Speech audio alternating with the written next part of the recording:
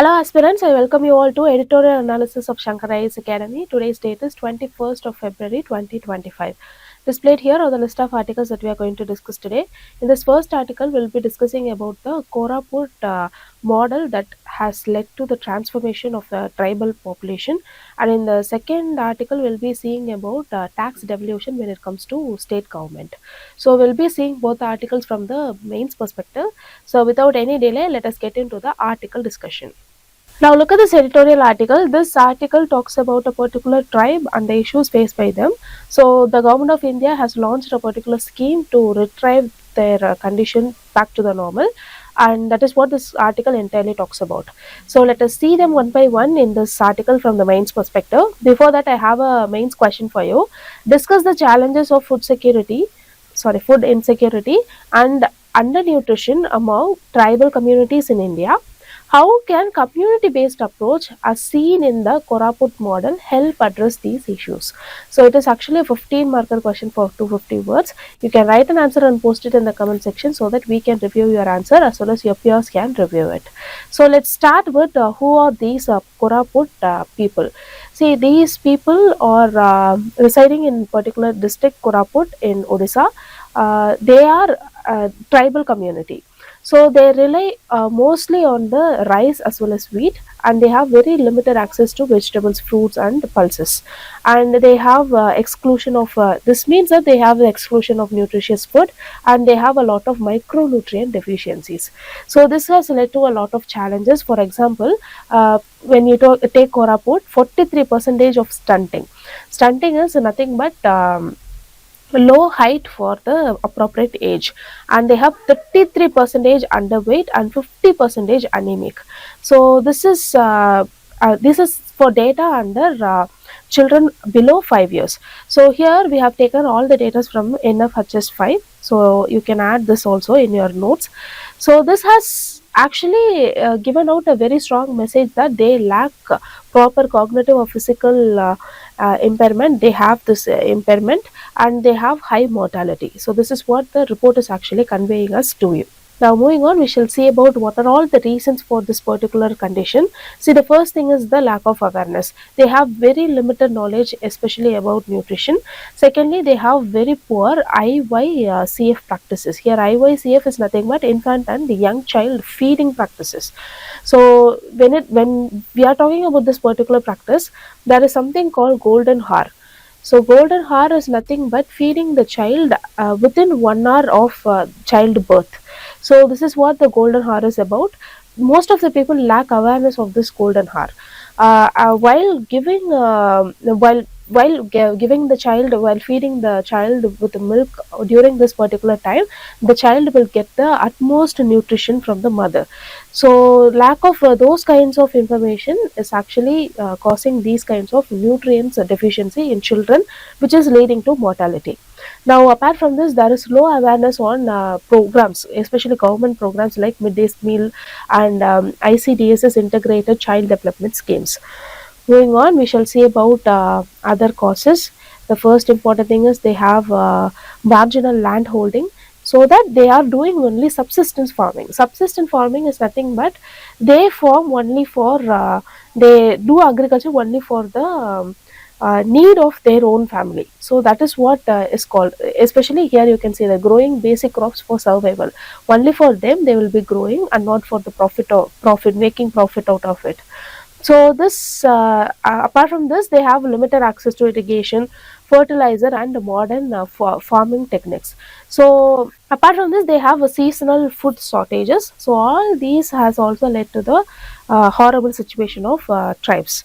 Now moving on, we shall see about other important reason which is this gender inequality. Gender inequality, it is almost everywhere, but when it comes to tribes, it is highest. So the women or the child, they eat the least because they stay back at the home, and men, they eat a lot because they go out for work. However, even though they are consuming very less, they consume very low nutrition food. So this has actually led to maternal or child malnutrition. Apart from this, they have very limited decision making power. So this also impacts the or tells us about the horrible situation of gender inequality in tribal community. So for all these issues, we had only one particular model called the Koraput model. It is actually a community based approach. So this MSSRF intervention, so it was like from 2013 to 2022. MSSRF is nothing but MS Swaminathan Research Foundation. It is their intervention. So they have said about three important things to be focused on to reverse this situation. First thing is community driven. Secondly, nutrition literacy as well as sustainable farming. Thirdly, collective decision making. So these three important things was given utmost focus when it comes to this particular model. So now let's quickly go through the key features. The first one is the nutrition literacy, and for this community training has been given. For example, dietary diversity about awareness about them has been given. So a lot of awareness about vegetables, fruits, pulses, and dairy. Why it should be added to the meal has been given out. So this has led to consumption of a balanced meal and increasing the micronutrients, and the more emphasis has been given on women and children. And finally, it has led to community champions, and that is how the community training actually works. Moving on, the sustainable agriculture. Here, nutrition sensitive farming has been done. So instead of just focusing on only two important cereals like maize and rice, they focused on bringing in lot of home gardens. They helped them to learn about how mushroom farming or production can be done, and how the vermicompost or the organic fertilizers can be manufactured, and finally how crop diversification or 4 to 11 varieties can be planted in a very small householding, like a very small land holding, how variety of crops can be grown. So those kinds of tactics has been given. Moving on, we shall see about the collective decision making. Here, group discussions will be made. Any kind of decision making, group discussion will be there, and the groups will be led by women. And awareness through songs and plays was also brought in to increase the impact of that or increase the effectiveness of that particular model. Now, talking about the government program integration, lot of government schemes was integrated. Firstly, the ICDS for the children below 5 years, then the midday meal scheme, and we have PDS subsidized food, and we have nutrition champions for entitled awareness. So far we saw about what are all the challenges faced by the Koraput people. Then we saw about the Koraput model, key features of it. Now we are going to see about the impact of it. So it has actually increased the dietary diversity, and it has raised the consumption pattern itself, so that it has reduced the malnutrition and the micronutrient deficiencies and led to healthier generations. And it also even with the group discussion and all, it led to women empowerment. They have increased the involvement of women in food and farming decisions. And finally, it has led to strengthening of the food security itself. So we have given the things that they require to actually produce instead of giving incentives. So this is a very important scheme that you have to remember. You have to provide the skills that they need to lead their life instead of providing the incentives. So this has led to self-sufficient food production and reliance on food shortages. Resilience to food shortages. So these are all very important facts that you have to remember when it comes to this particular model. So these learned points. Now let us move on to the next news article discussion. Now look at this article. As the title itself hints, this article talks about fund devolution to the states. So the heading reads, greater flow of resources to states augurs well for capital spending. So here augurs well is nothing but a phrase used for telling something is good is going to happen in the future. So the decision of the center to give more resources to the state will succeed in the future is what this article is talking about. So from the mains perspective, let us revise all the important components one by one. Before that, I have a mains question for you. Examine the role of tax devolution, grants and aid, and conditional borrowing in shaping center-state financial relations in India. It is actually a 50-marker question for 250 words. You can write an answer and post it in the comment section so that we can review your answer as well as your peers can review it. So let's start with what is this tax devolution or the fund devolution. See here, you can see the criteria for the horizontal devolution of funds to the states. This is followed for the past 5 financial commissions. So here, there are certain important things like income distance, population for 1971 census, population for 2011 census. Here, for those who don't know, there are 2 censuses because some southern states, they have controlled their population much better. And to reward that effort, only they have given a population 2011 census. And certain states, they have actually working on the population control, but still they don't have a control over it. So those kinds of states, they are having this 1971 census. So it is like a tally for both.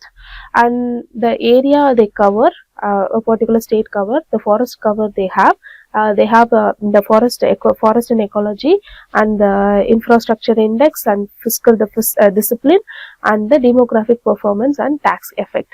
So these are all the criteria. In the 15th Finance Commission, there was only certain criteria. For example, the income distance, population for 2011 census, the area they cover, forest and ecology, demographic performance, and 2.5, which is the tax effect. So only these has been taken in account in the 15th Finance Commission. Remember this. Now, talking about the total share, if there is 100% of fund, literally 60% of the fund is taken by the center and 40% is devolved. And this 40% is devolved based on the horizontal devolution for which the criteria we saw right now.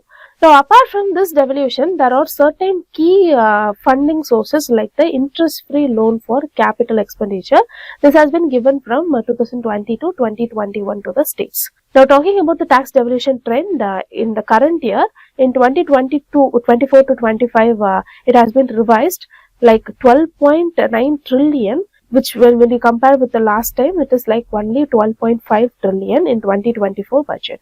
So for the 2025 to 26 budget, it has been increased to 14.2 trillion, which is 11% from the previous year. Apart from this, under the special assistance scheme, CAPEX loan has been given to the states.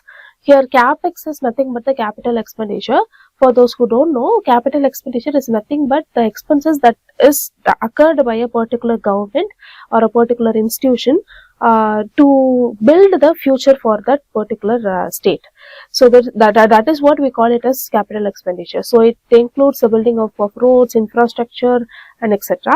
So under the special assistance scheme, the actual disbursement till January 2025 is 1.1 trillion rupees, which is similar to the previous year. But the allocator or the revised estimate has mentioned about 1.25 trillion. So having seen about all that, now let us see about the impact on state finances and fiscal federalism. See, in that tableau column, we saw about a lot of criteria, right? So this brings in a lot of cooperative federalism. So the basic idea is to cooperate as well as bring a competitive thing. So when 2 states compete and when the fund is allocated based on the performance of that particular state, it actually leads to cooperation as well as competitiveness in the states. So the first important thing it has brought in is the revenue stability. Tax devolution is a key revenue source, and this key revenue source, literally like 42% has been given to the states, which is bringing in a lot of revenue stability for the governments to run the administration. Now, the second important thing is it strengthens federalism, as I said. So this will ensure funds for development as well as welfare. So the article entirely tells that the tax devolution which has been done and the grants provided is actually boosting the CAPEX expenditure and helping not only infrastructure development but also the welfare state of the country. So this is what the article entirely tries to sum up and tell us. So with this, we came to the end of the article discussion. If you like the video, hit like, do comment, and don't forget to subscribe to Shankar IAS Academy and share the video with your friends. Thank you so much for listening.